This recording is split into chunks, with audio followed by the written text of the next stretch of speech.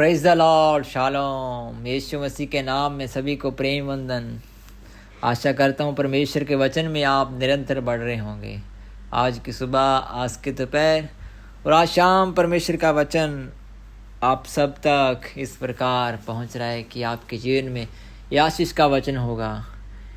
इस वचन को हम पहले राजाओं की पुस्तक के 17वें अध्याय में उसके 9वें वाक्य में पाते हैं कि चलकर सिदोन के सारपत नगर में जाकर वहीं रह।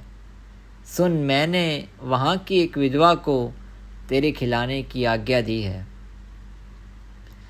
इस समय स्थिति इस प्रकार की हो चुका है कि विधवा अपने जीवन को पूर्ण करने के उस शिखर पर आ खड़ी है। उसने अपने जीवन में एक ऐसा निर्णय ले लिया है कि वह अपने जीवन को पूर्ण करने के शिखर पर आ चुकी है।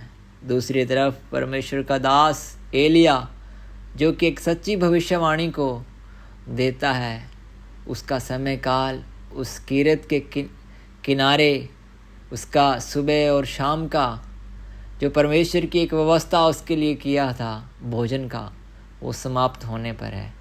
दोनों स्थितियाँ इस प्रकार का बना हुआ है, लेकिन इस बीच में हम पाते हैं कि परमेश्वर की आंखें इन विषयों के ऊपर लगा है। परमेश्वर अपने दास एलिया को नहीं भूला, क्योंकि उसने उसके खिलाने की पूरा प्रबंध उसने किया है।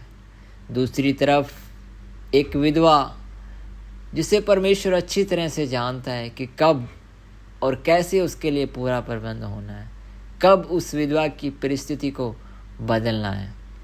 लेकिन उससे पहले परमेश्वर किसी को आज्ञा दे रहा है। आज ये वचन जो आप तक, आपके हृदय तक पहुंच रहा है, परमेश्वर इस वचन के द्वारा, इस भविष्यवाणी के द्वारा भी यही कहना चाहते हैं कि जिस प्रकार परमेश्वर ने एलिया को वहाँ से उठाया और केवल उस विधवा नामक स्त्री के लिए नहीं, बल्कि वो आशीष एलिया के जीवन में भी परमेश्वर के अद्भुत कार्य को प्रकट करते हुए हम एक बड़ी सेवकाई को वहाँ पर देखा।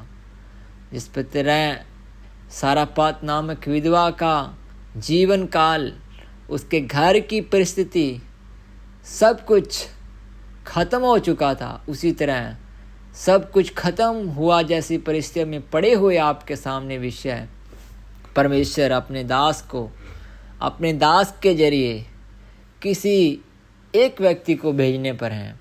परमेश्वर अपने वचन को इन दिनों भेजने पर हैं।